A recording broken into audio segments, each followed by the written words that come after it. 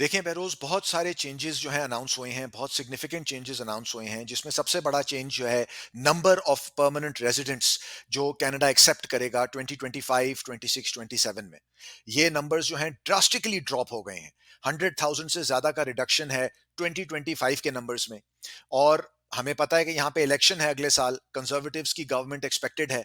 It is very likely कि वो आके इन नंबर्स को फर्दर रिवाइज करेंगे और कम करेंगे। तो this is the time for your listeners to strategise. बहुत सारी ऐसी इसमें चेंजेस हैं और उन चेंजेस का कुछ इम्पैक्ट जो लोगों को होगा वो बहुत पॉजिटिव होगा, बहुत पॉजिटिवली इम्पैक्ट होंगे। वो लोग फॉर एग्जांपल जो सर्टेन कैटेगरीज में उनकी ऑक्यूपेशंस हैं, सर्टेन कैटेगरीज में उनका वर्क एक्सपीरियंस है, वो कैटेगरीज जो हैं। एक बहुत बड़ा चेंज बहरोज जो हमने देखा है और इन चेंजेस में और जो पिछले कुछ महीनों में अनाउंस किया गवर्नमेंट ने, वो putting a cap on temporary admissions. तो टेम्पररी एडमिशंस का मतलब स्टूडेंट्स और workers. So for the first time ये जो इमिग्रेशन की स्पेस में और कैनेडियन इमिग्रेशन की आप हिस्ट्री में जो ये टेम्पररी एडमिशंस हैं, ये कैप हो गए हैं। So certain number of students आएंगे अगले 3 साल यहाँ पे कनाडा में, सर्टन नंबर ऑफ वर्कर्स आएंगे अगले 3 साल कनाडा में। ये पहले नहीं होता था। So now they introduced caps on temporary admissions as well. जी दोस्तों, वेलकम अगेन। मेरा नाम है बहरोज़ और आज की वीडियो एक रिकॉर्डेड पॉडकास्ट है with an immigration consultant who is an expert in his area, Abdullah Bilal, जो हमसे शेयर करेंगे कि ये जो नेगेटिव चेंजेस आए हैं इन कैनेडियन इमिग्रेशन, इसका क्या इम्पैक्ट है, ये क्या चेंजेस आई हैं और ये कैसे इम्पैक्ट करेंगी और इनका सोल्यूशन क्या है, किस तरह से आप इन नेगेटिव चेंजेस के बावजूद you can find a pathway to becoming a resident in Canada. अच्छा, अब्दुल्ला बिलाल एक ऐसे इंडिविजुअल हैं, एक ऐसे एक्सपर्ट हैं जिनकी सर्विसेज मैं खुद यूज़ करता हूं और मैं रेकमेंड भी करता हूं उन लोगों को जिनको इमिग्रेशन रिलेटेड कोई भी हेल्प चाहिए कि वो किसी एक्सपर्ट कंसल्टेंट को यूज़ करें। अब्दुल्ला बिलाल को मैं खुद यूज़ करता हूं, so I highly recommend him for you as well if you have any questions, any consultancy और any help you need with regards to your immigration process. Mind you, इनकी जो सर्विसेज हैं वो पेड हैं, सो इनकी paid consultancy है जो कि आप कर सकते हैं using the link that I will share in the description of this video. वो लिंक यूज़ करके आप उनसे कॉल बुक कर सकते हैं और अगर वो आप कॉल बुक करेंगे तो जो पैसे आप उनको देंगे for that call, you can use it against the services that you will eventually purchase from him. So I highly recommend you go to an expert who can really guide you in these tough times, especially when everything is getting tough. It is becoming very difficult for you to get into the immigration pool. तो उसके लिए अब और भी ज़रूरी है कि आप खुद से डू इट योर सेल्फ ना करें, बल्कि स्पेशली अगर आपका कोई केस जो है वो थोड़ा सा भी नॉर्मल से हट के है या एवरेज से हट के है तो किसी कंसल्टेंट को यूज़ करें। And Abdullah Bilal is someone I highly recommend. अब आगे बढ़ने से पहले एक आखिरी रिक्वेस्ट, विच इज़ कि अगर आपको इस पॉडकास्ट से थोड़ा भी फ़ायदा हो तो लाइक का बटन ज़रूर दबाएं। उससे होता है कि मैं मोटिवेटेड रहता हूँ, so I can improve the quality and quantity of content that I post from this channel. और दूसरा ये कि सब्सक्राइब का बटन ज़रूर दबाएं। इस चैनल पे मैं और मेरी वाइफ वीडियोस और कंटेंट पोस्ट करते हैं pertaining to how you can move to North America, यहाँ कैसे सेटल हुआ जाता है और यहाँ कैसे एक सक्सेसफुल लाइफ गुजारी जा सकती है। हम सारा अपना एक्सपीरियंस शेयर करते हैं, coming from South Asia to Middle East and now living in North America. So make sure you like and subscribe this video. Now let's get rolling into the podcast. Thank you Abdullah, thanks for joining again. आपसे पहले भी हमने बात की अपने channel पे with regards to immigration, और channel से ज़्यादा मैं हमेशा ये कहता हूँ कि आपको मैं एक्सपर्ट कंसिडर करता हूँ इन मैटर ऑफ कैनेडियन इमिग्रेशन। और एक्सपर्ट इसलिए नहीं क्योंकि आपकी जो है वो सर्टिफिकेशंस हैं, क्वालिफिकेशंस हैं इन दिस फील्ड और आपकी जॉब है, बट ऑल्सो क्योंकि मैंने भी आपकी बहुत सारी सर्विसेज यूज़ की हैं। सो आज जिस सिलसिले में आपको बुलाया है, it is to talk about the recent recent immigration changes that have happened. और उसमें काफ़ी एक नेगेटिविटी या नेगेटिव सेंटिमेंट देखने को मिल रहा है with regards to ease of immigration. तो मैंने कहा it would be best as against me sharing the news which I keep sharing as well, as much as possible. It would be best to bring in someone who is an expert in this area. तो आपसे जो जिन areas पे बात मैं करना चाह रहा हूँ वो मोर सो बिकॉज़ हमारे जो टिपिकल ऑडियंस है वो they are based in Canada, and the channel is also kind of targeting people in Canada. Plus, there are also people in Middle East, क्योंकि हम Middle East में रहे हैं, and so as well in South Asia as well. But want to understand कि अब जो नई requirements या नई regulations आई हैं उसमें वो लोग जो कनाडा में बेस्ड हैं अपना इमिग्रेशन का कोई पाथवे देख रहे थे, उनकी क्या challenges हैं. So would like for you to give a summary of what has changed, how will it impact for people who are in Canada, how will it impact people who were planning to come to Canada. So, anyways, over to you, Abdullah. If you can introduce yourself, by the way, first, for those who have not seen your previous videos, और उसके बाद फिर we'll go into those questions. Thank you very much Behroz as always for having me. It's always a pleasure to speak with you. थोड़ा सा मेरे बारे में ये कि मैं कैनेडियन इमिग्रेशन कंसल्टेंट हूँ, regulated Canadian immigration consultant RCIC। और मुझे इस फील्ड में बहुत टाइम हो गया है, ऑलमोस्ट 9-10 साल होने वाले हैं मुझे इस फील्ड में। और मैं वेरियस साइकिल्स देख चुका हूँ कैनेडियन इमिग्रेशन की। पिछले 10 साल में बहुत चेंजेस इसमें इंट्रोड्यूस हुए। आई रिमेंबर जब एक्सप्रेस एंट्री इंट्रोड्यूस हुई थी, वो एक बहुत लैंडमार्क चेंज था। हमने उस वक्त फील किया कि this is really going to change the way Canada selects its immigrants going forward. और उसके बाद से I have had the opportunity to you know go through a lot of these change cycles and a lot of these policy announcements and everything. तो Canadian immigration में काफ़ी time से हूँ। Temporary permanent immigration matters में हम deal करते हैं, clients को एडवाइस करते हैं, कोशिश करते हैं कि उनको असिस्ट करें। और कनाडा आने से पहले मैं एक लॉयर था, I was working as a lawyer. तो सॉर्ट ऑफ सिमिलर बैकग्राउंड और सॉर्ट ऑफ सिमिलर काम अब कर रहे हैं। आपके सवाल को हम लेते हैं, आपके क्वेश्चन की तरफ चलते हैं कि चेंजेस अनाउंस हुए हैं, क्या इसका इम्पैक्ट हो सकता है, क्या सेंटिमेंट है, नेगेटिव सेंटिमेंट है इन चेंजेस के बारे में। तो बहरोज ऐसा है कि डेफिनेटली यहाँ पे कनाडा में, और अगर हम सिर्फ कनाडा को नहीं देखें, हम यूएस को देख लें, हम इंग्लैंड को देख लें, हम ऑस्ट्रेलिया को देख लें, जो ट्रेडिशनली ये जो इमिग्रेंट डेस्टिनेशंस होती हैं, कनाडा इंक्लूडेड। तो इसमें आप देखें कि रीसेंट टाइम्स में, साल में, 2 साल में, एक बहुत पैल्पेबल, नोटिसेबल, टेंजिबल आप उसे कह लें चेंज है सेंटिमेंट में इमिग्रेशन को लेके। तो कनाडा की अगर आप एग्जांपल लें, तो कनाडा ट्रेडिशनली बहुत ही एक उसे ओपन, वो इमिग्रेंट फ्रेंडली कंट्री इमेजिन किया जाता था, कंसिडर किया जाता था। यहाँ पे जो जनरल सेंटिमेंट था इमिग्रेशन के बारे में, ओवरवेलमिंगली पॉजिटिव था। टाइम एंड टाइम अगेन यहाँ पे जो ये पोल्स होते थे और जो लोगों से पूछा जाता था कि आपके क्या है ओपिनियन है इमिग्रेशन के बारे में, तो it was overwhelmingly positive. And everybody realized कि कनाडा को इमिग्रेशन और इमिग्रेंट्स की बहुत ज़रूरत है, और वो एक बहुत इंपॉर्टेंट पार्ट प्ले करते हैं कैनेडियन इकोनॉमी में, और कैनेडियन फ्यूचर में एक बहुत बड़ा पार्ट है इमिग्रेंट्स का और इमिग्रेशन का। लेकिन ये अगर आप पिछले 1 साल से 2 साल में देखें, तो ये सेंटिमेंट बहुत चेंज हुआ है। और इनफैक्ट अब मैं तो कहूंगा कि ऑलमोस्ट 180 डिग्री जो है चेंज है सेंटिमेंट में। और अभी जो रीसेंट यहाँ पे कुछ पोल्स हुए हैं, उसमें as many as 60 to 65% of the people who were polled had a very negative view of Canadian immigration levels. They thought कि there is too much immigration in Canada, बहुत immigration हो रही है, जो numbers लोगों के आ रहे हैं वो बहुत ज्यादा हैं। और अगर मैं आपसे बिल्कुल ऑनेस्टली बहरोज बात करूं, तो ये जो क्रिटिसिज्म कह लें इसे, या ये जो एक परसेप्शन है या इमेज था लोगों का, ओपिनियन थी, ये विदाउट रीजन नहीं है। वाकई में जो पिछले 2 साल में, 3 साल में कनाडा की जो पॉपुलेशन ग्रोथ हुई है फ्यूल्ड बाय इमिग्रेशन, वो अनप्रेसिडेंटेड रही है। यानी Canada was adding 1 million people to its population in a year. 3.2% population growth rate था यहाँ पे, विच इज एक्सट्रीमली हाई। तो ये तो अगर कोई लोगों का फीडबैक है कि the numbers were too high और जो है बहुत ज्यादा इमिग्रेशन हो रही थी, तो ये तो देवर करेक्ट। आई मीन तो नंबर्स बैक करते हैं उसको। लेकिन ऑब्वियसली इन चीजों का एक इम्पैक्ट होता है, डाउनस्ट्रीम इम्पैक्ट कह लें आप उसे। सो फॉर एग्जांपल यहाँ पे हाउसिंग का इशू होना शुरू हो गया, बड़ा सिवियर। लोगों को रेंटल्स नहीं मिल रहे थे कॉलेज टाउन्स में जो है, जहाँ पे ये इंटरनेशनल स्टूडेंट्स इतने सारे आ गए, और 2-3-4 टाइम्स नंबर बढ़ गया इंटरनेशनल स्टूडेंट्स का। वहाँ पे हाउसिंग के इश्यूज हो गए, हाउसिंग की कॉस्ट ऊपर चली गई। और हमने देखा यहाँ पे बहुत सारी जो आप जॉब्स कह लें, लो स्किल जॉब्स कह लें, या सर्विस इंडस्ट्री में जॉब्स कह लें, उसमें इतने क्योंकि स्टूडेंट्स आ गए। फिर स्टूडेंट्स के साथ कुछ स्टूडेंट्स के साथ उनके स्पाउसेस आते हैं, कुछ जो यहाँ टेम्पररी वर्कर्स हैं उनके स्पाउसेस आते हैं। वो सब लोग एलिजिबल होते हैं ओपन वर्क परमिट के लिए, तो वो भी जाहिर बात है जॉब मार्केट में होते हैं। तो ये कुछ चीजें 2-3 ऐसी हुई बैक टू बैक, और कि इसका इम्पैक्ट जो है वो बहुत ऑब्वियसली फील किया जाने लगा, और लोगों ने फील किया, और यहाँ पे जो सेंटिमेंट है इमिग्रेशन के बारे में वो चेंज होना शुरू हो गया। ऑब्वियसली और भी इसमें रीजंस हैं, लेकिन ये कुछ आप समझें कि मेन फैक्टर्स हैं।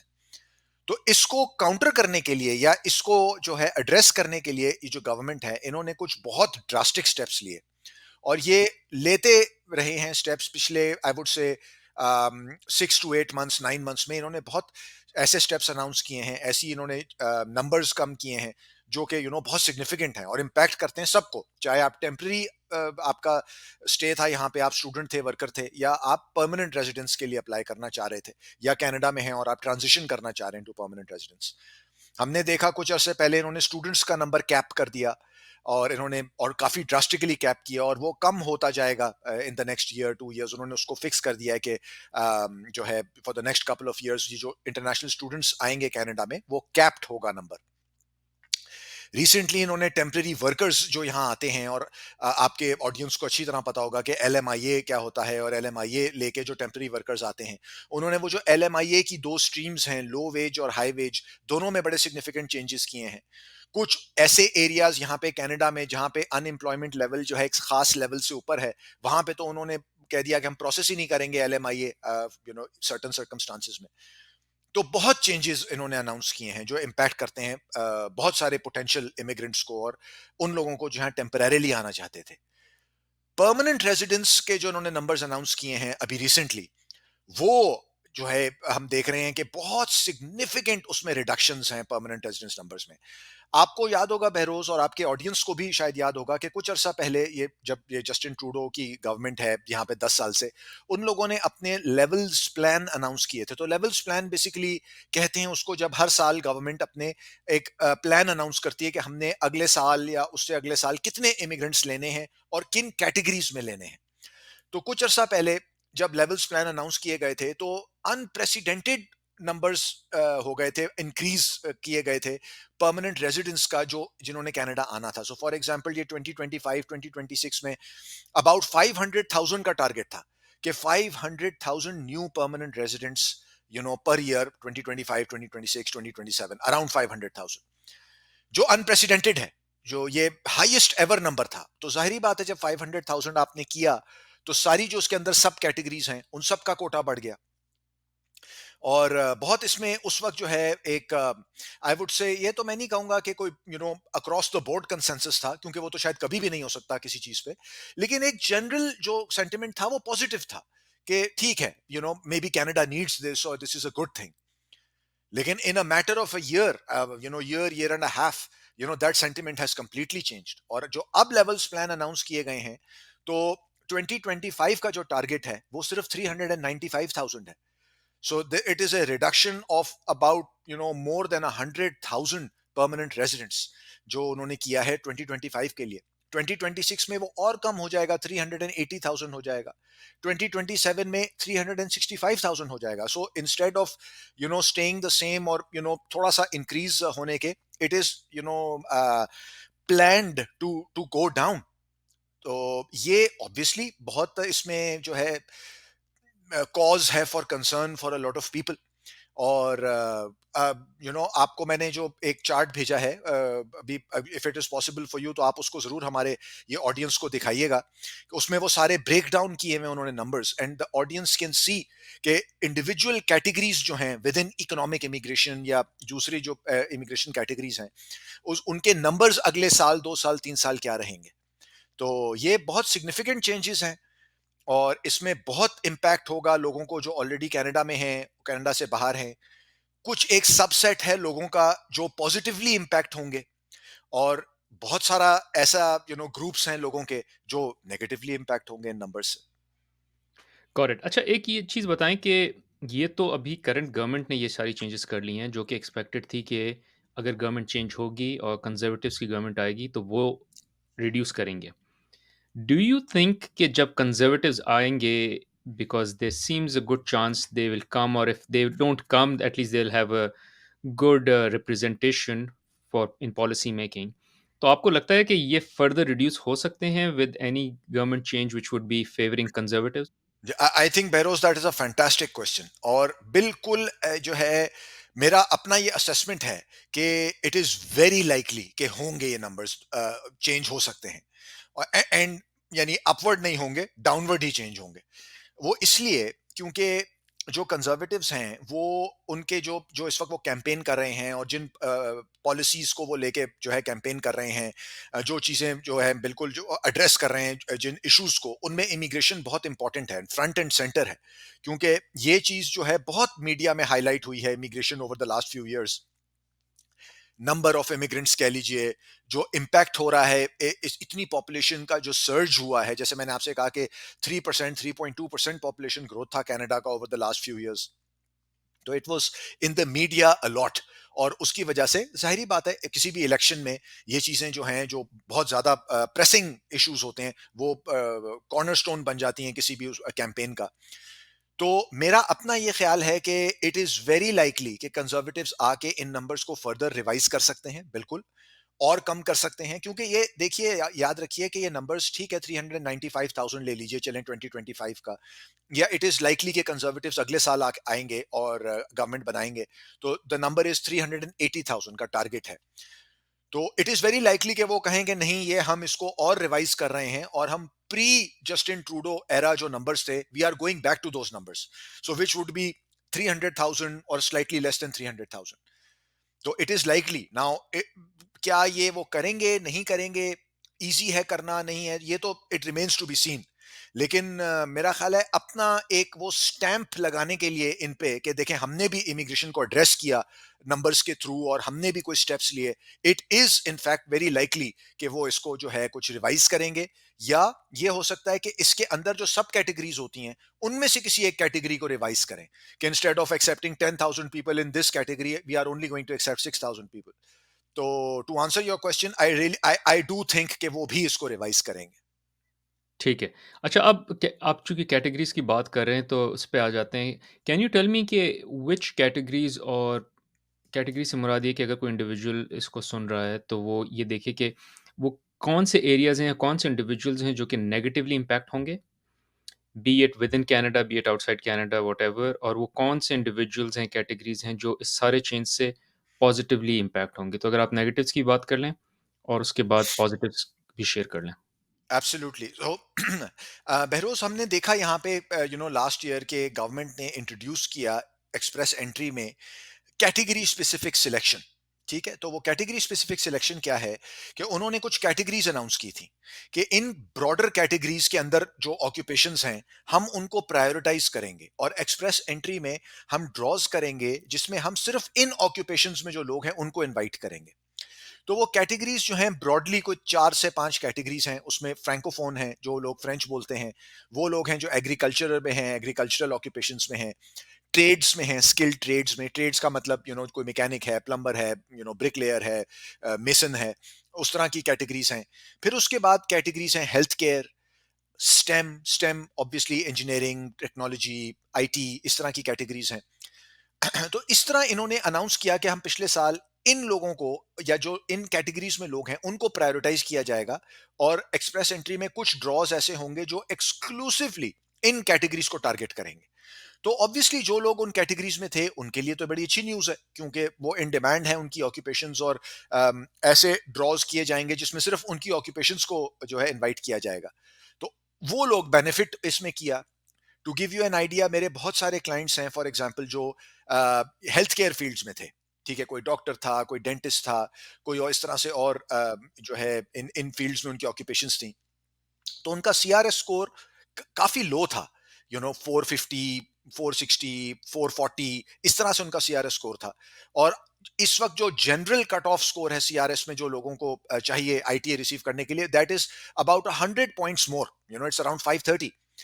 तो उनको, क्योंकि वो हेल्थ केयर में थे, प्रायोरिटाइज किया जा रहा था, तो उनको जो है, या ओंटारियो ने नोटिफिकेशन ऑफ इंटरेस्ट भेजा कि हम आपको नॉमिनेट कर देंगे, या कुछ उसमें ऐसे थे जो having a slightly lower CRS score than what was required in a general draw around 480, 485, वो स्टेम कैटेगरीज में पिकअप हो गए, स्टेम ड्रॉज में पिकअप हो गए। तो उनका तो फायदा हो गया, they benefited positively, and they will continue to benefit positively as time goes on, at least for the next year to 2 years। तो डेफिनेटली अगर आप इन फील्ड्स में हैं तो आप जो है पॉजिटिवली इससे बेनिफिट करेंगे इन चेंजेस से।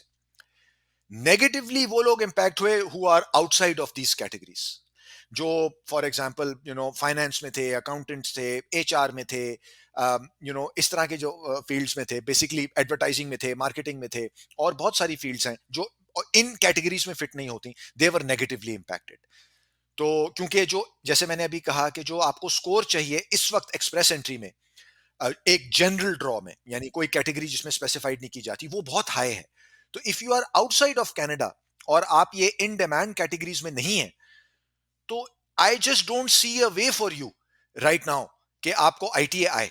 इवन तो आपके पास बहुत अच्छा एक्सेप्शनल लैंग्वेज स्कोर है, आपने मास्टर्स किया हुआ है, आप यंग हैं, आपका बहुत अच्छी आपकी प्रोफाइल है, लेकिन 500 और 500 से ऊपर आपका स्कोर नहीं हो सकता अगर आप कभी कनाडा में स्टूडेंट नहीं थे या आप कभी कनाडा में आपने काम नहीं किया। मेजोरिटी ऑफ द लोगों के कोई सिबलिंग्स भी यहाँ नहीं होते, तो उनको वो एक्स्ट्रा जो 15 पॉइंट्स हैं वो भी नहीं मिलते। तो वो तो बहुत नेगेटिवली इंपैक्ट हुए। उसके अलावा जो बहुत बड़ा ग्रुप एक नेगेटिवली इंपैक्ट हुआ और हो रहा है और होता रहेगा कुछ एक्सटेंट तक, इस पे हम अभी बात करेंगे। वो लोग हैं, वो स्टूडेंट्स हैं जो कनाडा में हैं, अपने पोस्ट ग्रेजुएशन वर्क परमिट पे हैं। वो पोस्ट ग्रेजुएशन वर्क परमिट खत्म होने वाला है, कुछ महीने रह गए हैं या अपने आखिरी साल में हैं, और वो ट्रांजिशन नहीं कर पा रहे परमानेंट रेजिडेंस।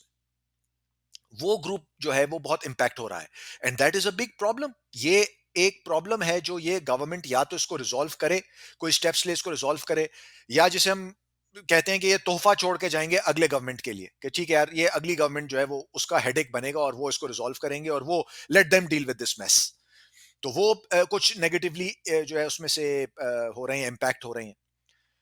एक चीज जो मैं यहाँ पे ऐड करूंगा कि जब आप ये चार्ट अगर दिखाएंगे हमारे ऑडियंस को, तो उसमें वो देखेंगे कि जो प्रोविंशियल नॉमिनीज का नंबर है, जो प्रोविंशियल नॉमिनीज का नंबर आगे फॉर द 3 इयर्स गवर्नमेंट ने जो है वो किया है, फिक्स किया है अपने लेवल्स प्लान में, वो बहुत कम है।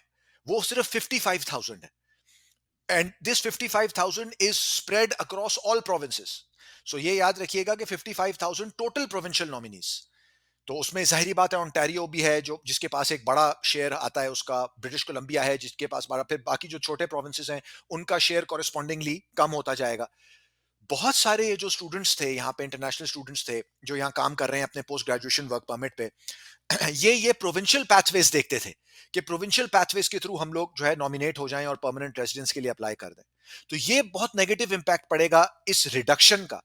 To give you an idea, provincial nominees का जो कोटा था पिछले लेवल्स प्लान में वो 100,000 से ज्यादा था। तो अब वो 105, 110, 115, मे बी 120,000 से कम होके 55,000 हो गया है for the next 3 years, 25, 26 and 2027 में 55,000 है। ये तो बहुत कम है। तो इसका बहुत इंपैक्ट पड़ेगा लोगों पे जो यहाँ पे ऑलरेडी हैं, जैसे स्टूडेंट्स हैं काम कर रहे हैं, टेम्परेरी वर्कर्स हैं जो यहाँ काम कर रहे हैं और होप कर रहे थे कि हम कोई प्रोविंशियल पैथवे के थ्रू नॉमिनेशन हमें मिल जाएगी, उनको बहुत नेगेटिवली इंपैक्ट करेगा।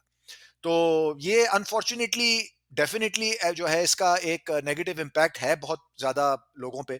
लेकिन कुछ लोगों के लिए जो है things do look very bright and promising. और जैसे मैंने कहा कि if you are in an in demand occupation, if you are already in Canada, आपके पास 1 साल का कैनेडियन एक्सपीरियंस है, आप कनाडा एक्सपीरियंस क्लास के लिए क्वालिफाई करते हैं, तो you are likely to benefit positively from this changes. But unfortunately जो इस इन कैटेगरीज में नहीं फॉल करते, उनके लिए जरा चैलेंजिंग रहेगा अगले couple of years. Correct, thank you. अच्छा, एक सवाल मेरा और ये है कि वो लोग जो कनाडा में हैं इस वक्त वर्सेस वो लोग जो बाहर से अप्लाई कर रहे हैं, सो जो कनाडा में हैं क्या उनको कोई बेनिफिट है in terms of getting the PR? Because I am not sure if I read it right, but मैं कहीं ये भी पढ़ रहा था कि अगर आप विद इन कनाडा हैं तो उनको पीआर का pathway is much easier versus if someone is outside. So if you can shed some light on that as well. Absolutely. So going back to that chart Behroz, अगर वो chart पे आप के audience देखेंगे, तो उसमें एक कैटेगरी है जो अब इकोनॉमिक कैटेगरी, तो एक बड़ी कैटेगरी है जिसके अंदर बहुत सारी डिफरेंट सब कैटेगरीज हैं, ठीक है। जैसे ये एक्सप्रेस एंट्री आ गई, बिजनेस एंटरप्रेन्योर्स आ गए, अटलांटिक एक पायलट यहाँ पे था जो फिर परमानेंट हो गया, अटलांटिक इमिग्रेशन प्रोग्राम है। तो ये सारे जो सब कैटेगरीज हैं, they are all part of this broader economic category. तो उस इकोनॉमिक कैटेगरी में, उस चार्ट में आप देखेंगे कि एक सब कैटेगरी है, it's called in Canada focus. तो इन कनाडा फोकस जो है वो basically is targeting people who are already in Canada and who have work experience in Canada. तो इट इज वेरी लाइकली कि जो है मूविंग फॉरवर्ड, अगर आप कनाडा में हैं और आपके पास कैनेडियन वर्क एक्सपीरियंस है, तो कनाडा एक्सपीरियंस क्लास के जो ये कैंडिडेट्स हैं इनको ये तो मैं नहीं कहूंगा कि इजी हो जाएगा, लेकिन relatively easier for sure when you compare them to people who are let's say outside of Canada, जो कभी कनाडा में नहीं उन्होंने स्टडी किया, कभी कनाडा में उन्होंने काम नहीं किया, if you compare these candidates जो कैनेडियन वर्क एक्सपीरियंस लेके यहाँ कनाडा में हैं, you compare these candidates with potential immigrants जो बाहर हैं कनाडा से, तो डेफिनेटली जो इन कनाडा है उनके पास एडवांटेज है। क्योंकि फॉर द फर्स्ट टाइम हम देखते हैं कि इन लेवल्स प्लान के अंदर उन्होंने सब कैटेगरी को डिफाइन किया हुआ है कि इन कनाडा फोकस, कि you know this is going to be a priority in Canada focus.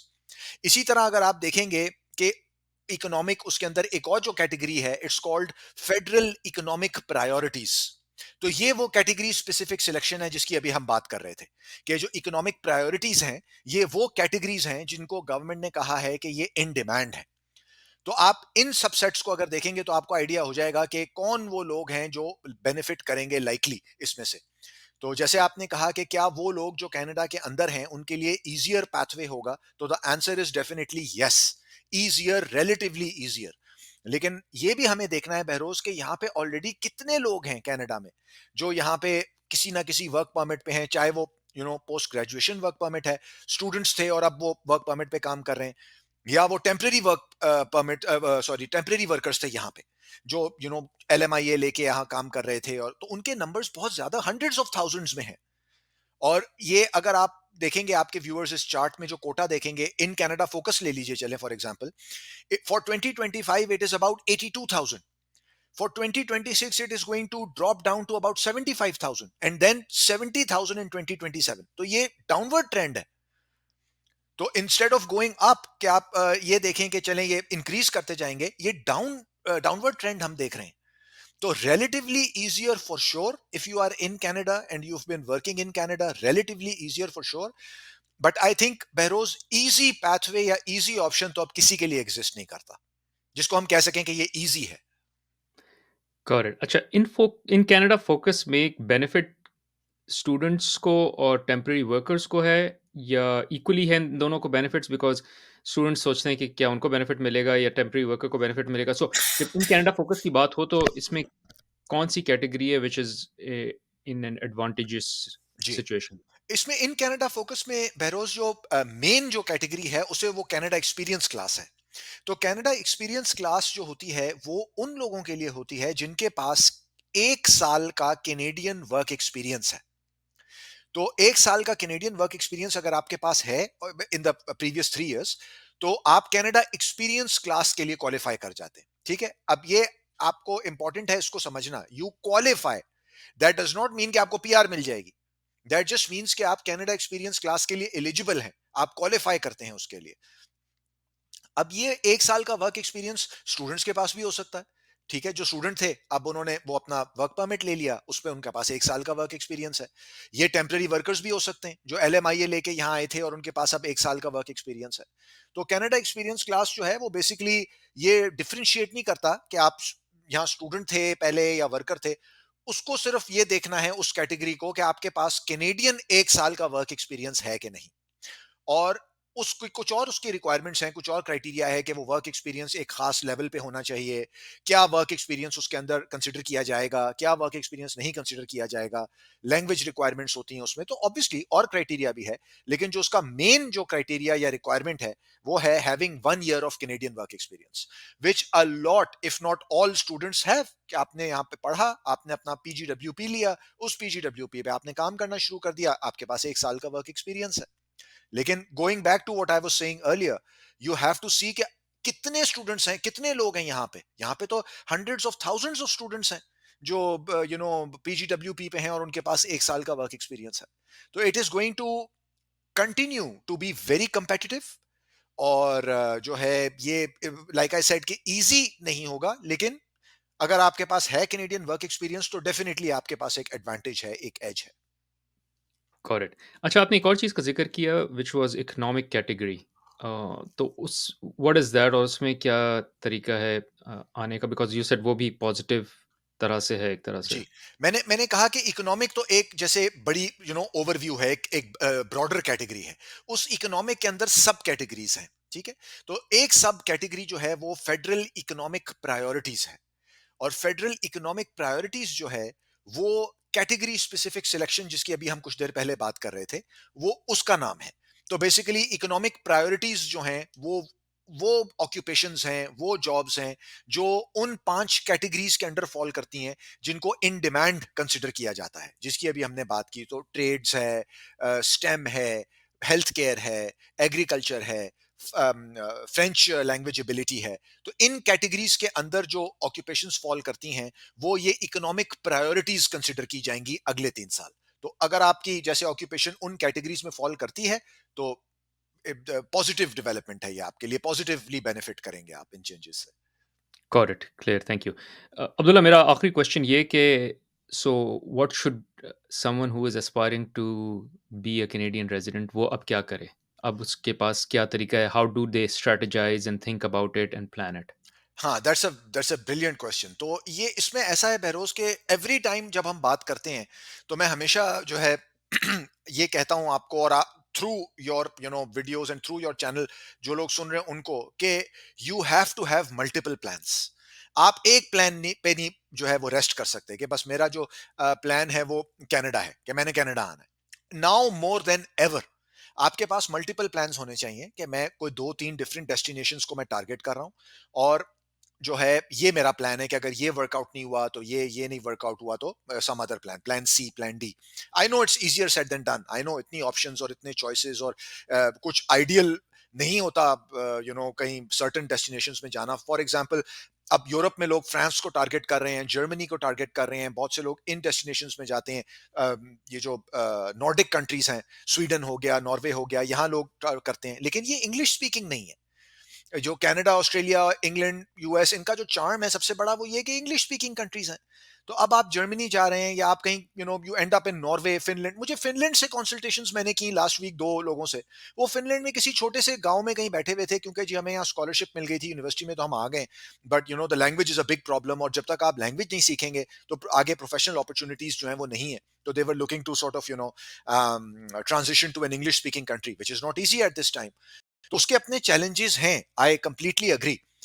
लेकिन you still need to have a plan B, plan C, plan D. अगर आप आज, यानी 2024 का ये नवंबर है, या 2025 में आप एस्पायर कर रहे हैं कनाडा इमिग्रेट करने के लिए, तो you really need to have a strategy कि भाई मैं फर्स्ट ऑफ ऑल मेरी प्रोफाइल क्या है, क्या मैं इन जो कैटेगरीज को इन्होंने आइडेंटिफाई किया है, इन डिमांड कैटेगरीज जो हैं, क्या मैं इनमें फॉल करता हूं या नहीं करता हूं, या करती हूं या नहीं करती हूं।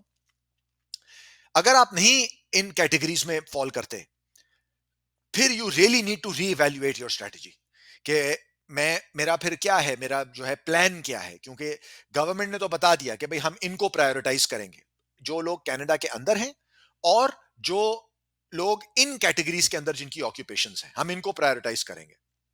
आप कनाडा के अंदर भी नहीं है, आपकी जो जॉब या ऑक्यूपेशन है वो उन इन डिमांड की लिस्ट में भी नहीं है। It's going to be very challenging for you. आपके पास मेरी नजर में तो बहुत लिमिटेड पाथवेज हैं फिर।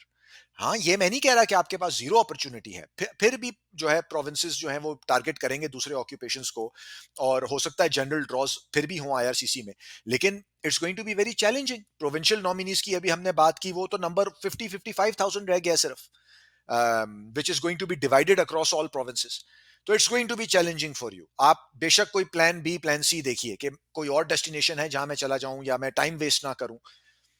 स्टूडेंट्स का हमने देखा, एक चीज जो हमने नहीं टच की इस अभी तक, वो ये कि for the first time Canada की हिस्ट्री में, या एटलीस्ट मेरे जो नॉलेज में, जो टेम्पररी अराइवल्स हैं कनाडा में, फॉर एग्जांपल स्टूडेंट्स और ये वर्कर्स, उनको कैप कर दिया है इन्होंने कि इससे ज्यादा वर्कर नहीं आएंगे, इससे ज्यादा स्टूडेंट्स नहीं आएंगे। वरना पहले ये होता था कि कोई कैप नहीं था, as long as you met the criteria, आप you were technically you could come to Canada as a student और एज अ वर्कर। बट अब इन्होंने उनके ऊपर कैप्स लगा दिए हैं कि इससे ज्यादा वर्कर नहीं आ सकते, इससे ज्यादा स्टूडेंट्स नहीं आ सकते। तो वो जो करते हैं लोग कि वो LMIA खरीद लिया और यहाँ आके वर्क परमिट के लिए अप्लाई कर दिया या वो करके आ गया, even that is going to get very challenging. क्योंकि LMIA का भी उन्होंने टाइट कर दिया है थोड़ा सा, वो जो लो वेज हाई वेज का जो क्राइटेरिया था। और फिर आगे वर्क परमिट भी कैप्ड है, वर्क परमिट प्रॉब्लमेटिक रहेगा। तो it is going to be challenging for sure. आपकी स्ट्रेटजी होनी चाहिए।